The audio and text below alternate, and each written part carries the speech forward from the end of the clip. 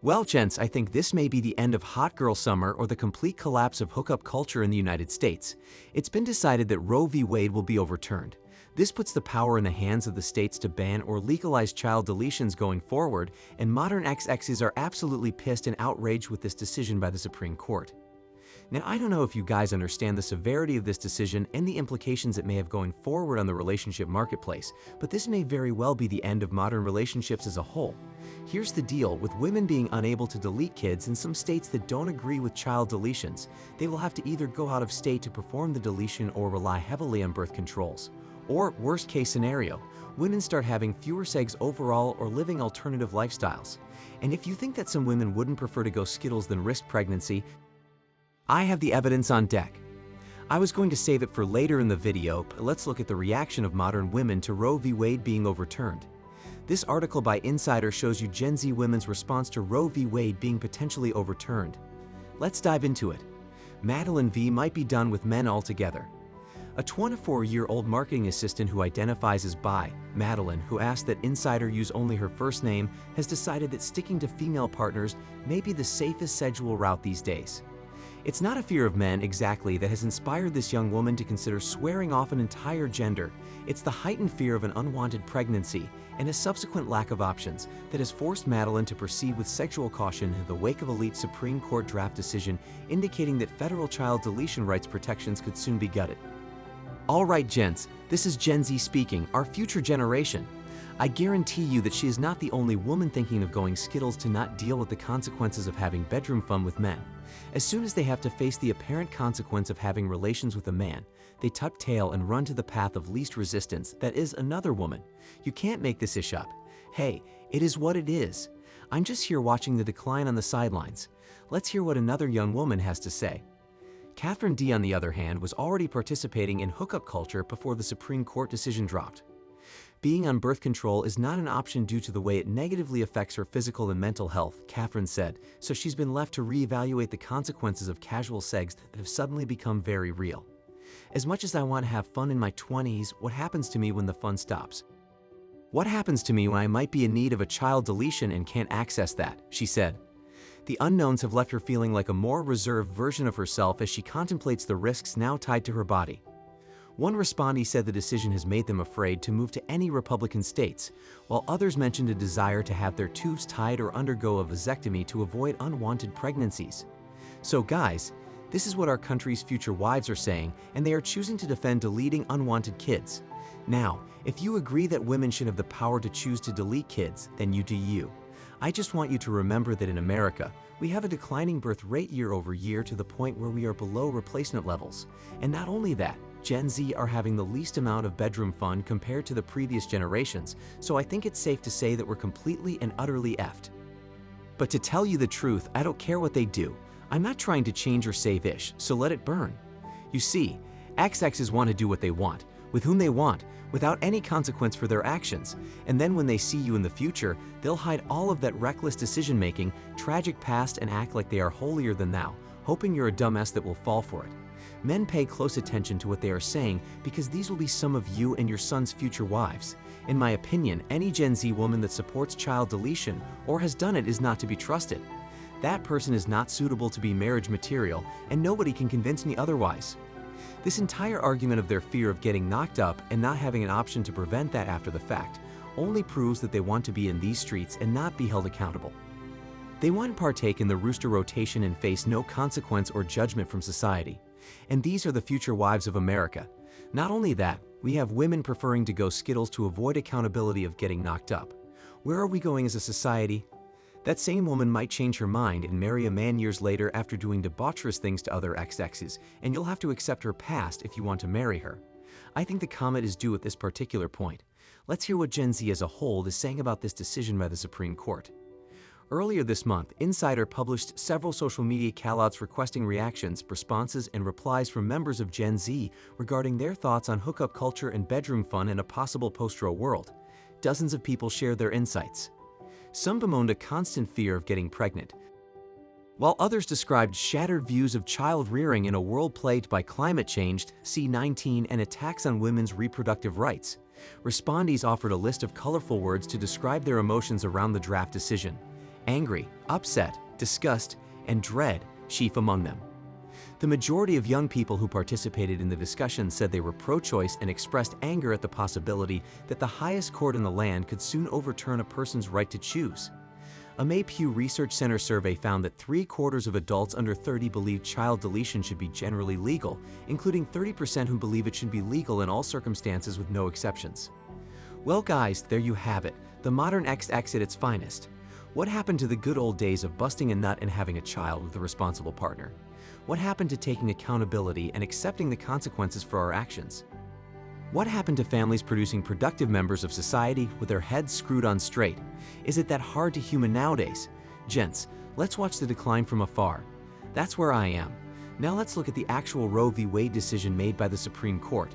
This article is courtesy of CNBC, and it reads, "The Supreme Court, in a 5-4 decision on Friday, overturned Roe v. Wade, the landmark ruling that established the constitutional right to child deletion in the U.S. in 1973. The court's controversial but expected ruling gives individual states the power to set their own abortion laws without concern of running afoul of Roe, which had permitted child deletions during the first 2 trimesters of pregnancy. Almost half the states are expected to outlaw or severely restrict deletions as a result of the Supreme Court's decision, which is related to a highly restrictive new Mississippi child deletion law. The laws will affect tens of millions of people around the country who may have to cross state lines to seek reproductive health care. Other states plan to maintain more liberal rules governing the termination of pregnancies. Supporters of child deletion rights immediately condemned the ruling, while kid deletion opponents praised a decision they had long hoped for and worked to ensure. Protesters descended on the Supreme Court on Friday to speak out both for and against a decision that will upend decades of precedent in the U.S. So basically, the Supreme Court passed a law allowing individual states to ban child deletions. And this is my theory on why this is happening, and feel free to agree or disagree with me on this one. I believe the reason why the Supreme Court decided to overturn Roe v. Wade is primarily due to the declining birth rate. Call me crazy, but I think they see the writing on the wall, and they are trying to slow down, if not reverse, the decline of the United States population. That is the main reason I think that this law was passed to discourage the selfishness of these XXs from deleting their kids. But the real question is, where does this lead us, and what will be the negative and positive impact that this will have on society?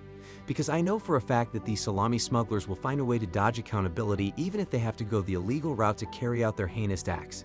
And what implications will this have on dating and hookup culture?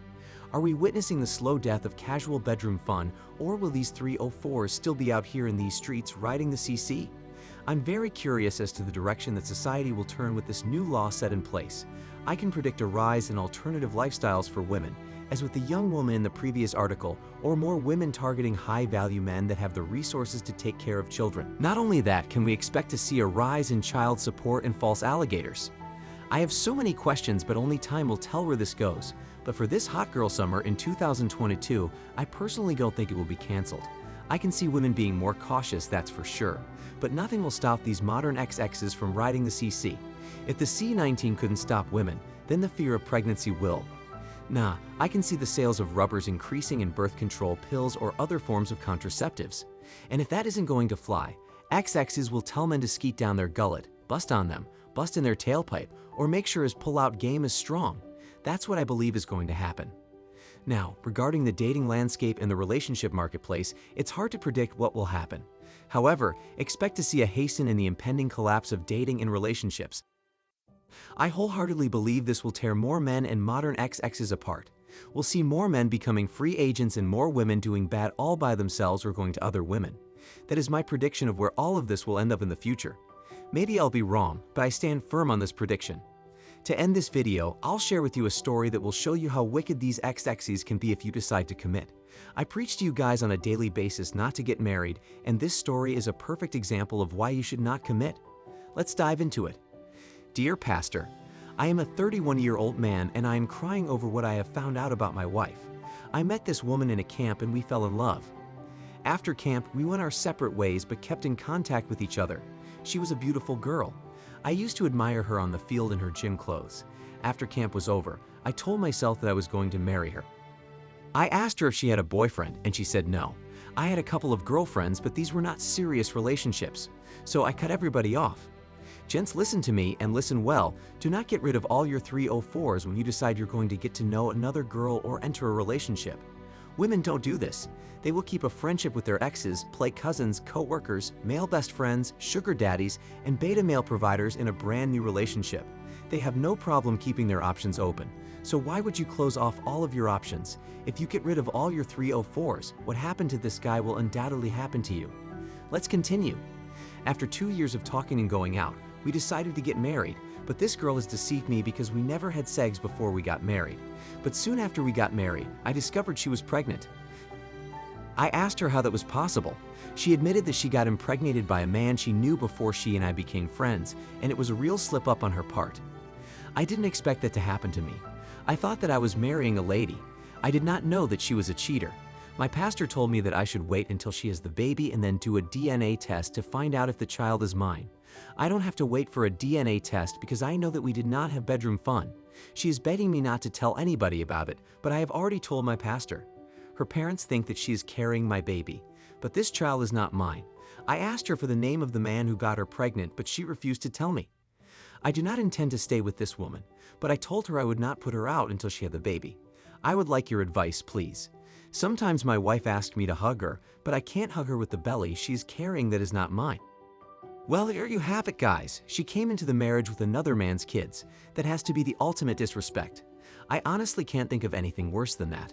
Imagine you get married, and your wife brings in a kid from another man right as you tie the knot. These modern women are something else, I'll tell you that. Guys start living the free agent lifestyle or go monk mode and call it a day. I see zero benefits in committing to one woman. The juice isn't worth the squeeze anymore, and it will only worsen from here on out. Gents, tap that thumbs up button for me, and if you subscribe and leave a comment saying you subscribed, I will personally leave a comment and reply to you. Comment down below if you agree or disagree with Roe v. Wade being overturned, and give your reasons why. And gents, remember, relationships are temporary, so enjoy it while it lasts and go enjoy your life.